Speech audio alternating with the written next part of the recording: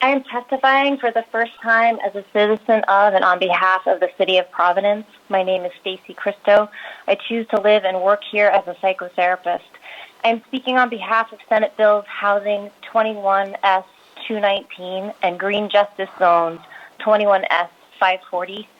I'm here today because I see that we have an incredible opportunity right now, as well as our only opportunity. This is the time. I could tell you all the stories you've already heard: youth who see no future, children living in terror we call anxiety, the super hurricane on its way, climate change soon to be irreversible, or I could point out the most recent natural disaster in Texas, the fires on the West Coast. I could remind you that scientists have been talking about the pandemic we are currently living through, the one that we were not prepared for. They used language like not if, but when.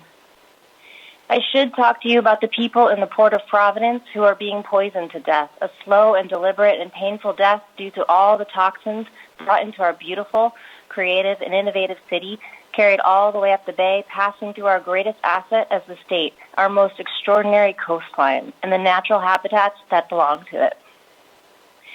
20 years ago, I was a young adult living in Portland, Oregon. I was drawn to its innovative nature, its easy access to extraordinary state and national parks, its creative opportunities. In the last few years, I've marveled at how Portland then was very much like the city of Providence today.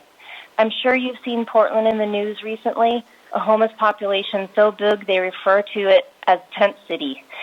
We've heard about the fires, the riots. The residents are trying to leave.